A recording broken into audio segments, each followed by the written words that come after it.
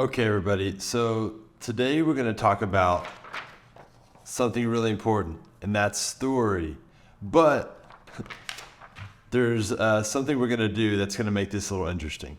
I have to make this video in a one take, and if I mess up along the way, which a mess up I guess means if I have a pause, if I don't know if there's a break of information, there's just a problem that happens, I have to restart. Do you think that I'm going to be able to even make this? I don't know. So yes, we're talking about story today, and we're going to talk about it in relation to working with, are you restarting? Story today, about story and how important, and this, okay, so today we're talking about the most important thing whenever we make any kind of video, and that's story. And story is important, and especially if you're making a testimonial or an impact story of a person, you need to have a story. You need to have also a story structure. And so this is an example of story structure and something that I look at whenever I'm making a film or after I've pre-interviewed someone. So number one, we start here. Then there's 2, 3, and 4, and going downhill. Well, let me take this guy on me so that you can keep on looking at this. All right, so number one, what is that in a part of a story? The first part of a story that's really important is the hook. The hook. It's important to have a hook in your film. Maybe that hook is something like a problem that they're going through, or maybe that hook is something that's really unique about them. Ultimately, you need something that's visually interesting or really hooking you into the story that you're trying to tell. I also have another camera that's going on right here in the back, but I'm not cheating and cutting in between those. So just to let you know. Next is number 2, right here. And that is a problem or a question. We need to have a problem or a question in order for us to be really interested in what is actually going to be happening in that individual story. And so if we don't have these things, we're probably not going to watch the film. And I hope maybe there's a big enough question in this video if I can actually finish this one take so that I can get to editing right now that I need to do. I hope so. So then we're moving on to number 3. And 3 is taking up the majority of any story or any film that you make, and that's the journey. Usually each person has a journey that they're taking, somewhere that they're going, that they're trying to get to. Maybe they're trying to solve that problem. And if we go on this journey, hopefully we get to number 4, and that number 4 is a resolution. Now that resolution doesn't necessarily have to solve that problem or that question, but what do they learn? What do they overcome? What happened? That resolution is what really gets us to what we're trying to say or tell the audience about a brand, about a person, about their life.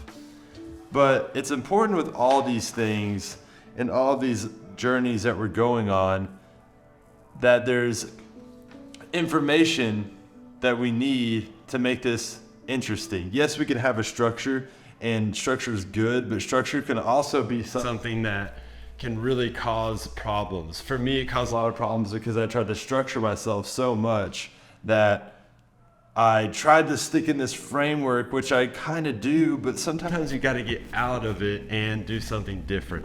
So what are the things that I think about whenever I'm trying to make a story? The feelings that I'm trying to feel. Here are a couple of things. One is emotions. You need emotions, you need information, and you need a strong desire by that person or by that thing. So balancing all of these is kind of the name of the game, and it's kind of hard to do. But you need a strong desire for that resolution or that problem that they're trying to achieve. But you also need them to have emotions. You need them to be, well, a person, to have authenticity and something that is driving them. And then you need to have information. And this is the part where we need something that's catapulting us to these next points to get us to our resolution. Now, we talk about all this, but one thing that is important is that how are we visually going to show this? How are we visually going to show a story? And stuff that I've learned about, making films, just over time and also taking from other people, are these things. It's important for, oh gosh dang it, I had to restart, don't I?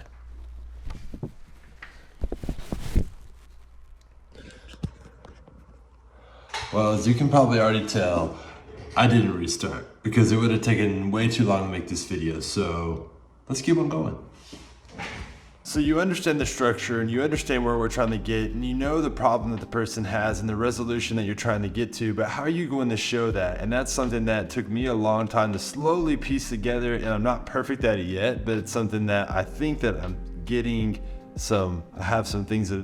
I have things that have helped me kind of along the way, and I'm going to show you that. So these things right here have helped me figure out how I can film something and create a good story and piece it together in my ending product. So first thing is I like to do, well, of course, the interview. In that interview, I'm using lighting and I'm using audio to capture that story in a way that's hopefully compelling, and hopefully lighting in a way that's showcasing the story in the best way. And then from there, I like to move what is really meaningful to them. So for example, on this coming film that hopefully I get to show with you here, I tried to film and find meaning in this person's life for asking them to bring objects to the interview, and took the camera off the tripod and filmed them in a different kind of film setting of them talking about what was really meaningful to them. And that was, in this example, his mom, and showing these photos of his mom was really important to him and had a lot of meaning. And then capturing the audio to that is great. And then the next place is, where can I take them maybe is like a place that is really important to them. Maybe that's their home, maybe that is not their home, maybe that's a special place where they had a moment where they resolved their problem. But being there with a camera, having audio hooked up to them, and then also asking them about their experience and their feelings there really makes a big difference. And visually trying to tell that story you're trying to tell. And then comes to moments. And that's just something where you are in time, in a place, you're filming them doing the action or a thing, and you're capturing the audio, or you're capturing a real authentic moment that they're experiencing, that you're not getting them to act out, that they're not acting out at all. And this could be someone that is exercising, or it could be someone that it just finished a run, or it could be someone that just, you're filming them having a conversation with another person in the moment, but you just happen to be there. You capture the audio and you do your best to, how can I implement that into my story, into my film? Now, also what is really important is the past. There's a lot of things that happens in people's past, and it's probably what the story you're trying to tell. But how can you use photos and also even footage, because all of us now are using our phones in some way to do something. How can we use the past to help us tell the story in a more visually pleasing way, so that we can be endorphed into this, I don't even know if that's a word. We can be, transported into their shoes whenever that story was happening. I feel like if you have all these things, if you have emotions, desire, and information, you can tell a pretty good story that has an impact.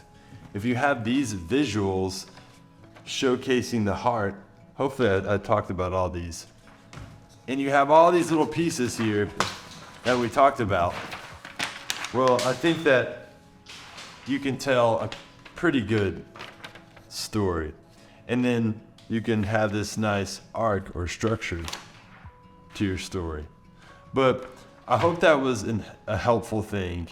This is something for me, I've learned a lot from other people. One resource that's really helped me, if you really want to learn more about story, is Muse Storytelling. They're a great group based out of Portland, Oregon, that really focus on storytelling like a lot of us want to do, tell great stories and great films. I've learned so much from this group, and they've helped me understand that structure that I had on my chest to really figure out what this story thing was, because for me, this wasn't something that I was super passionate about when I was growing up. This is something I started a couple of years ago, filmmaking, and trying to learn and understand story. I used to be going around hitting rocks. I was a geologist, and I had a very analytical mind and thought very scientifically. So they have a thing called science of storytelling that really brought everything together, and I got to chip away to figure out what story was. But I hope this was helpful for you. Thank you for watching this video. Hopefully it was kind of interesting and fun. I need to get to editing now, so peace.